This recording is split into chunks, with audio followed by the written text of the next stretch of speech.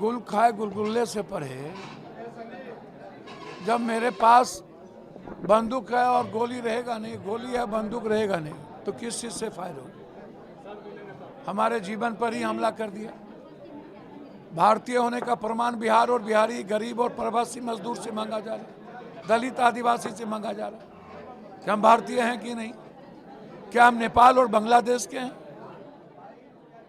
आप 6 महीना पहले आपने सारी सूची जारी कर दी, आपको 22 साल के बाद यह क्या मतलब है?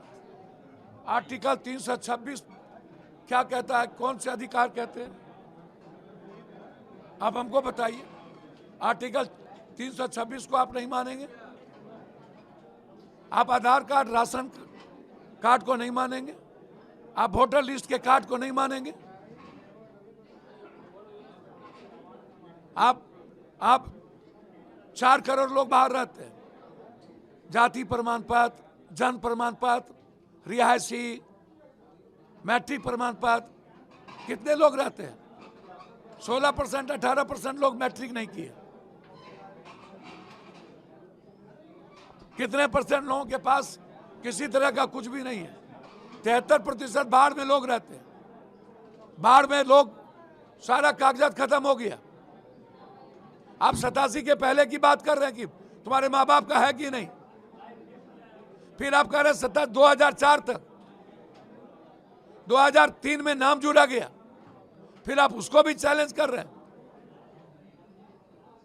ये क्या है?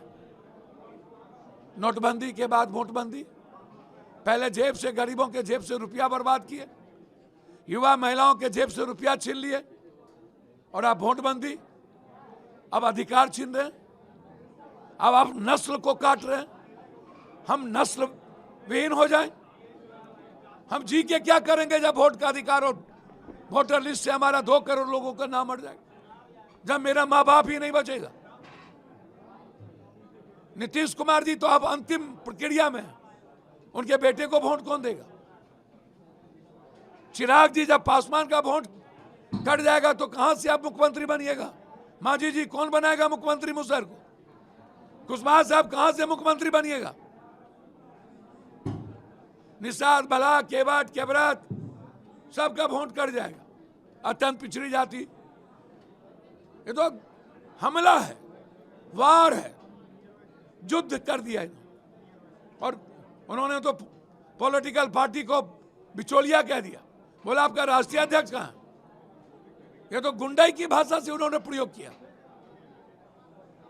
वो दफ्तर बन गया युवा मोर्चा का, भारतीय युवा मोर्चा का, आरएसएस का। आप जजेस की कमेटी में लाइए। कल तो कोर्ट जा रहे हैं हम लोग, जनहित याचिका दायर कर रहे हैं हमारे लॉयर, आज अभी जाएंगे। सर, लड़ाई आर पार होगी। 9 तारीख को पूरा कांग्रेस प्रभारी जी ने कह दिया, और उनका आदेश है कि 9 को पूरा बिहार बंद, रोड चक्का जाम। उसके बाद दिल्ली, सदन घेराव, 21 से चलने नहीं देंगे। बीएलओ से मैंने आग्रह किया है, आप चाय पानी पीजिए, मेरे भाई वोटर पर आप दमन मत कीजिएगा, धमकाइएगा नहीं। हमने कहा है कि आप टीचर को धमका रहे हैं, उन्हें 1950 आरबी एक्ट के तहत कर रहे हैं, कार्रवाई होगी जबरदस्ती। हम बीएलओ के साथ कोई भी गांव में अपमान नहीं होगा, लेकिन हम कुछ भी नहीं देंगे। हमने आह्वान किया है, हमने कहा मुखिया जी से, सरपंच, ईबीसी, बीडी से, पैक्स अध्यक्ष से, वार्ड सदस्य की आप अपने अपने वोटर को बचाइए। वक्त आ गया नई आजादी की, एक बड़ी आजादी, उस आजादी से बड़ी आजादी, उस अंग्रेज से बड़ा अंग्रेज। वार, जीवन या मरण होगा। का जिक्र किया है अपने पप्पू जी। चिराग जी कह रहे हैं कि विपक्ष के पास कोई मुद्दा नहीं है, इसलिए इस तरीके हार स्वीकार कर लिए। मुझको तो समझ में नहीं आता।